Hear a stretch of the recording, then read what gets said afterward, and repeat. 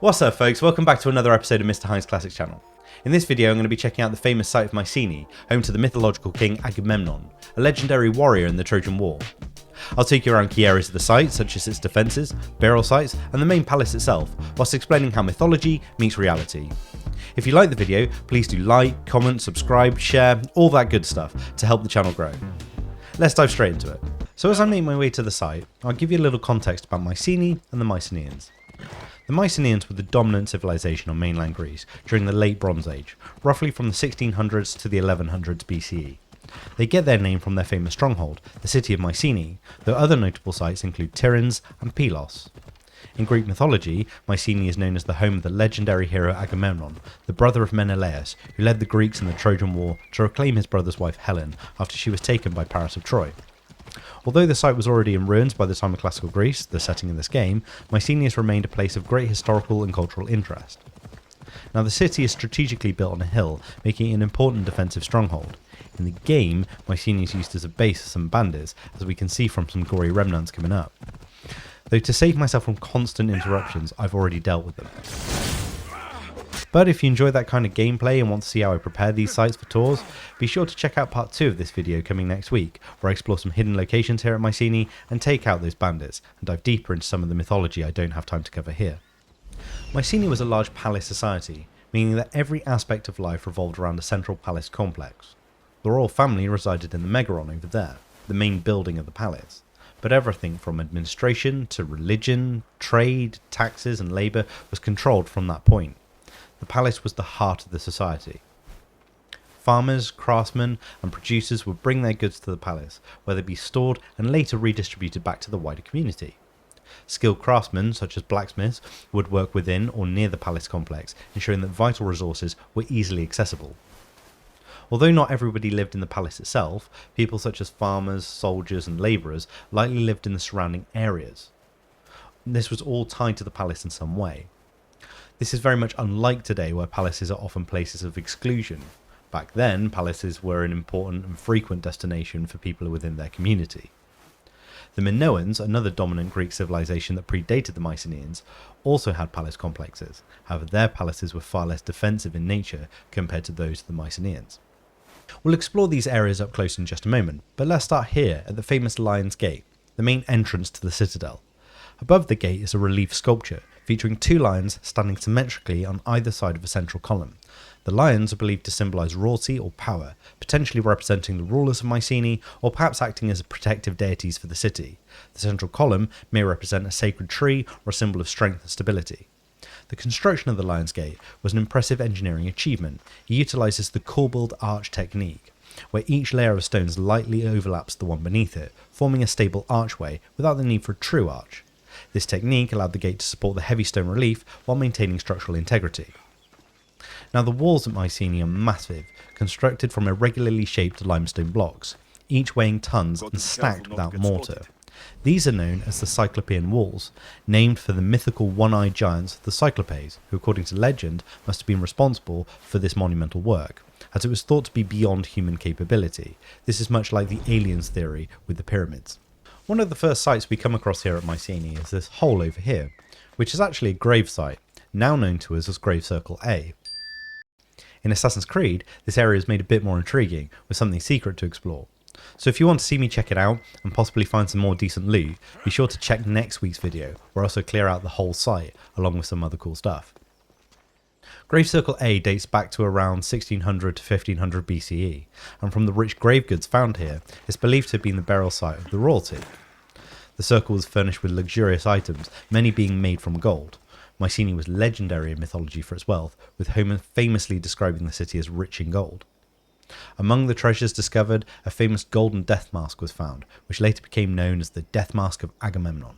With weapons like swords also found here, many believe that these could be the actual remains of the mythological king Agamemnon. Could the legendary king have been real? And what does this mean for the story of the Trojan War? Well, let me try to explain. The famous Trojan War, the story of Greek kings uniting to attack Troy and win Helen back after she was taken by the Trojan prince Paris, was written about by Homer in the 8th to 7th century BCE. Archaeological evidence from the likely site of Troy at Hisarlik in modern-day Turkey does indeed confirm the presence of a major civilization, and there's evidence of a significant battle, siege or conflict of some kind that took place there. The issue, however, lies in the work of Heinrich Schliemann, the German entrepreneur and amateur archaeologist who conducted excavations at Troy in 1871.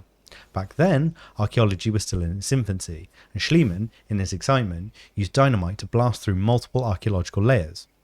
While he discovered a wealth of treasures at the site, what he claimed were the riches of Priam were later shown to date back to the 1600s BCE, long before the Trojan War as described by Homer, which is thought to have taken place in the 1200s BCE. Schliemann also excavated at Mycenae, where he found the golden death mask I just mentioned. He was thrilled to think he'd uncovered Agamemnon's own mask. However, the find also dates to at least 400 years before archaeological evidence at Hisarlik confirms anything related to the Trojan War. So what does this mean?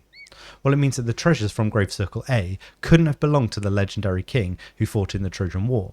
The remains and treasures are far older than the likely date of the war.